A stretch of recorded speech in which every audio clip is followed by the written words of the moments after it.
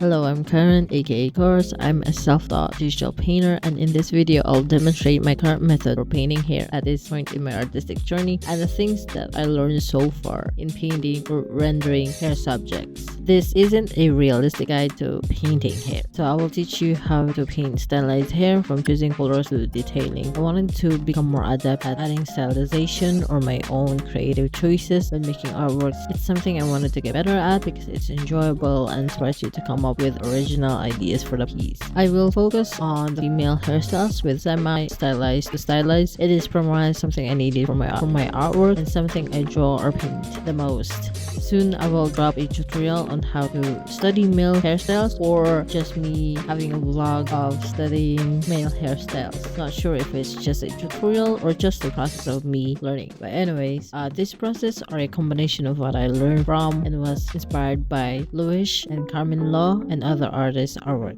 Step 1. For some artists, we need sketching as a base for what we are painting. Others would go straight to painting the overall silhouette. Either sketch or paint the silhouette shape. We're going to start drawing or painting the subject, which is the hair. I make sure to sketch as part of my process because it helps me visualize the subject I'm working on, which is why it's important to my own process, and I'm pretty sure for some artists. And I also like to get better at or get faster making sketches. I also forgot that you can sketch on physical sketchbook and then take a picture or scan it instead of directly drawing on digital. Step 2. Simple base color including shadow and light. Once we have a rough sketch or outline of the hair, we will choose the main color for the base and the colors for the light and shadow areas. What I do is use the soft round brush or airbrush. Pick the base color of the hair, the color between the shadow and light color, and try to get almost the same from the reference that you are using. In the color cube, the same color, reduce the value by bringing it down. It doesn't have to be too dark, and increase the saturation. Check the soft brush or airbrush to uncheck the pen pressure, and paint it in the part of the hair where the shadow is.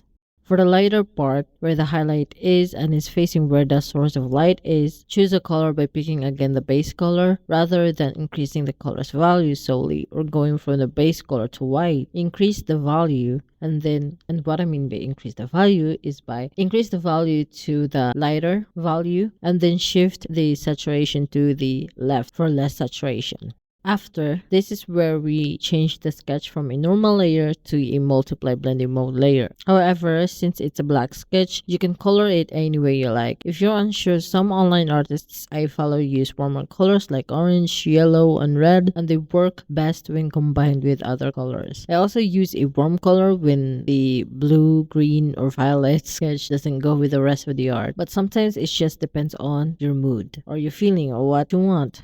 This is how to change the color of the sketch. Go to adjustments, go to image adjustments, and then choose the hue and saturation. And before you click the hue and saturation and lightness, check the box for the colorize. And so that's when you can change the color of the sketch.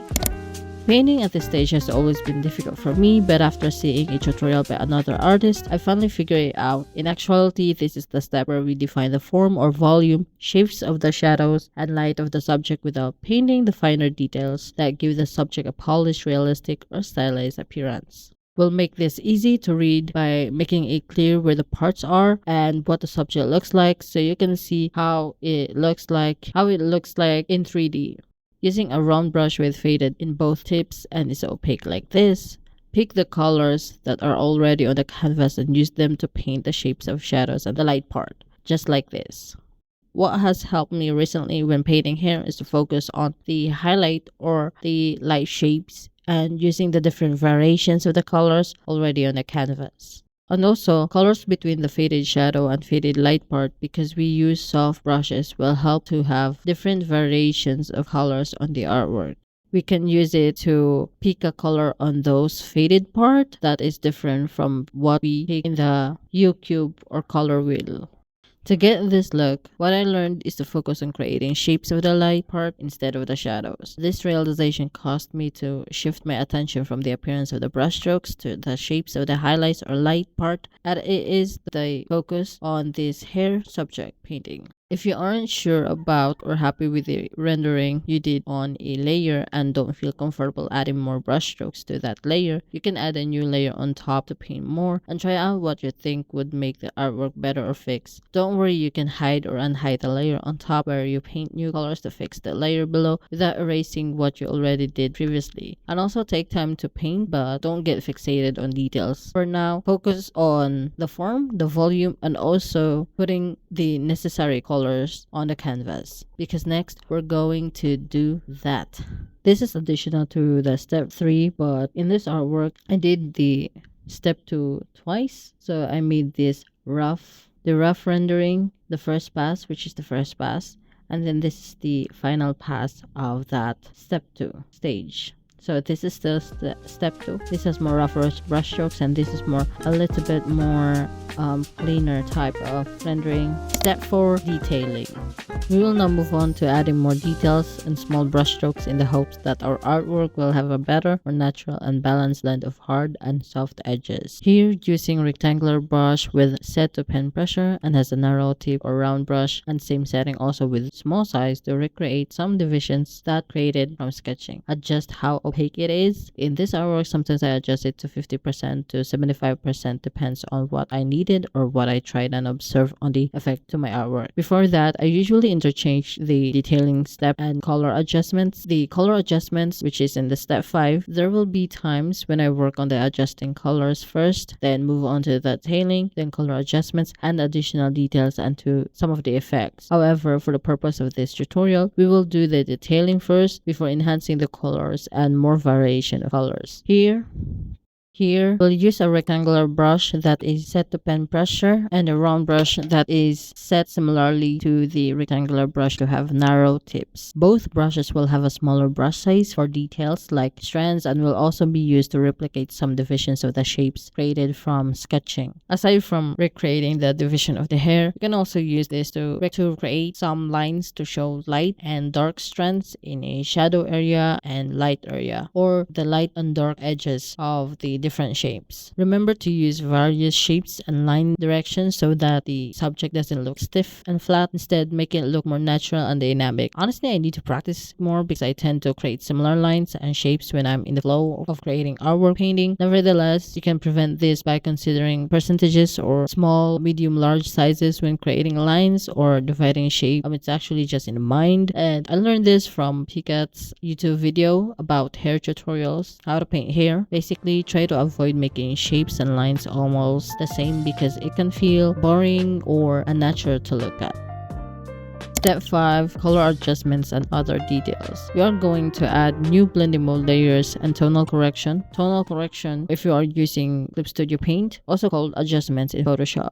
This is how we will enhance the artwork by adjusting the intensity of the lighter part, the highlights and shadows, putting saturation on some parts, adding a new variety of colors, changing some colors that are there, and also adding some effects. So I use color dodge blending mode layer, sometimes hard light, or sometimes add with glow when I'm in Clip Studio Paint. And also I use overlay blending mode layer. Using 1 or 2 of those blending mode layers, or sometimes 3, I paint lightly between the light part and midtone as a transition to make it less muddy if it looks muddy and it look good in artwork, just to add some saturation. Using 1 or 2 or maybe 3 of those blending mode layers, I paint lightly between the light part and or the midtone as a transition to make it less muddy. If it looks muddy, it also looks good in the artwork. It creates some saturation between those the light part and the shadow part, or midtone between the shadow part. Although I stick to this red saturated color in this particular artwork, you can use this time to add various colors in a new layer. For example, instead of red, use the opposite or adjacent color of the main color of the hair. But if you already painted in a color dodge blending mode layer and wanted to change the color, you can use the hue and saturation sliders in the tonal correction for CSP users or Clip Studio Paint users, and or adjustments for Photoshop users. To enhance shadows, I start by using a layer with the multiply blending mode. Then I choose or pick the color of the shadow from the canvas and paint it lightly or more heavily depending on how dark I want the shadows to be. Also, in this layer, I paint some details to make some occlusion shadows darker. After that, yellow orange hue on the highlight using an airbrush or soft round brush in the hard light blending mode layer. Next, add more contrast. After that, paint a something like a light color, something like a warmer or cooler hue on the highlight using an airbrush or soft round brush in the hard light blending mode layer. Next, add more contrast, saturation, and lighten or darken the shadow by using the curve tonal correction layer or curve adjustment layer in Photoshop. The curve tonal correction layer is for CSV users and curve adjustment layer for the Photoshop users. Complete this artwork with a normal layer with a lighter yellow color to make highlight shapes. So in this color, instead of yellow orange hue, I use some cooler tone, just like I don't know how to call this color honestly, but this is the most less saturated sky blue value but with lighter value, just like this blue and also blue and blue violet but with less saturation and more lighter value, like a pastel type of colors. That's what I use to paint in this highlight part of the hair.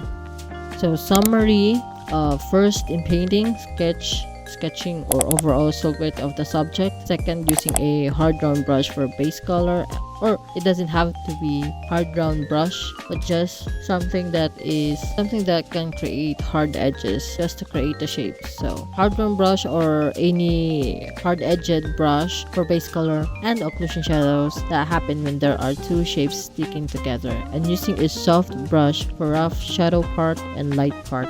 Third is rendering and also a bit of detailing. Follow the different shapes and their directions to create volume. Add some shapes inside bigger shapes and create some details using color pick colors that are already on the canvas. Use a round brush or rectangular brush with soft edges on the ends and set it to opacity pressure off to create some of the shadow and the light part, or to do the rendering of the subject to create form and to give form or volume.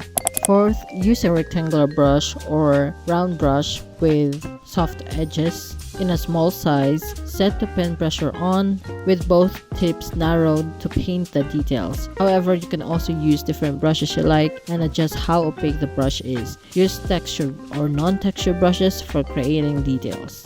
Fifth, adjust the colors, add various colors, and add some effects such as glow, sparkle, or more shiny highlight or dramatic lighting and shadows using more blending mode layers and adjustment layers. Multiply blending mode layer for the shadows, overlay, color dodge, hard light, or add with glow, or add blending mode layer for more saturation and enhance the lighter part of the hair subject. Levels and curves for contrast and adjusting the shadows. So levels and curves, this is for when you have any problems with the contrast and adjust the values, and personally this is what I use for adjusting the shadows. That's all for today. Thank you for watching and learning along to this video. This is my first tutorial video I made and I'm kind of nervous, but at the same time wanted to share what I learned so far. Let me know your other suggestions, any questions about this tutorial, or any feedback about this video in the comment section below. And make sure to like this video and subscribe to my channel if you're thinking of subscribing. Yeah, well then, see you next time. Bye guys.